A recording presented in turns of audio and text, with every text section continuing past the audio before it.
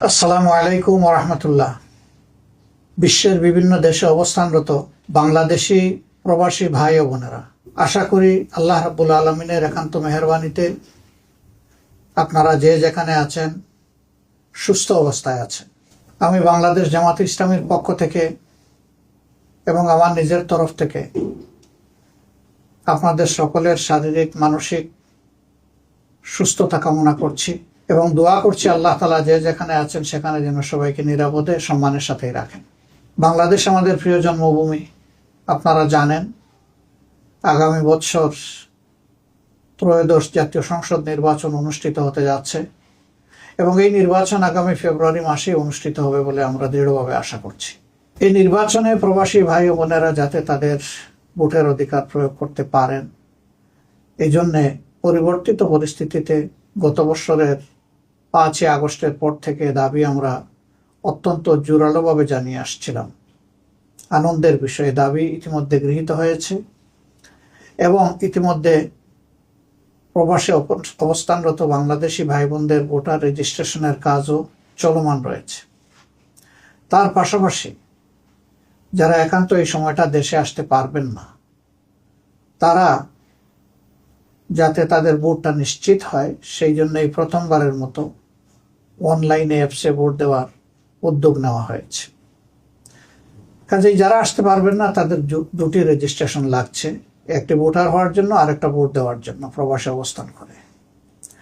আর যারা দেশে আসতে পারবেন সেটা মোস্ট ওয়েলকাম, কারণ আপনারা বাংলাদেশের অর্থনীতির চাকাকে চালু রেখেছেন। আমাদের অর্থনীতিতে বৈদেশিক মুদ্রা আসে, 1 নম্বর খাত হচ্ছে আমাদের গার্মেন্টস, 2 নম্বর খাত হচ্ছে আমাদের প্রবাসী ভাই বোনদের রিমিটেন্স। কিন্তু গার্মেন্টের যে খাতে আসে সেই টাকাটা গার্মেন্টের খাতেই খরচ হয়ে যায়। আপনাদের টাকাটাই মূলত রাষ্ট্রের কাজে বেশিরভাগ ব্যবহৃত হয়। আপনি জানেন না অথবা জানেন যে আপনাদের এই কষ্টের অর্জিত অর্থ যা দেশের জন্য, পরিবারের জন্য আপনারা পাঠাচ্ছেন, সরকারি অব্যবস্থাপনা, দুর্নীতি, লুটপাট ইত্যাদির কারণে এই টাকার প্রপার সদ্ব্যবহার হয় না।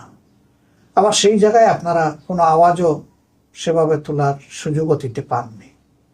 এবার ভোটার হওয়ার কারণে আপনাদের হাতে যে অস্ত্র এসেছে এটাকে প্রয়োগ করার মাধ্যমে আগামীতে এমন একটি সরকার ব্যবস্থাপনা গড়ে তোলার ক্ষেত্রে আপনারা গুরুত্বপূর্ণ অবদান রাখবেন বলে আমরা বিশ্বাস করি।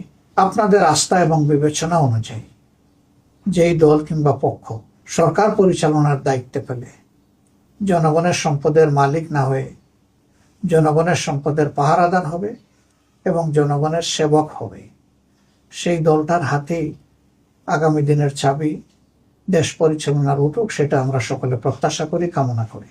বাংলাদেশ জামাত ইসলামী আপনাদের সকলের ভোটের অধিকারের প্রতি দারুণ শ্রদ্ধাশীল। এই জন্যেই রিমিটেন্স যোদ্ধাদের সর্ববৃহৎ অথবা সবচেয়ে গুরুত্বপূর্ণ এই অধিকারটি তাদের হাতে তুলে দেওয়ার জন্য ছিল আমাদের লড়াই। এই লড়াই তখনই সার্থকতা পাবে যখন আপনারা ব্যাপক হারে ভোটে অংশগ্রহণ করবেন। আপনি অবশ্যই আপনার পছন্দের দল এবং প্রার্থীকে নির্বাচিত করবেন, এক্ষেত্রে আপনার পূর্ণ স্বাধীনতা রয়েছে।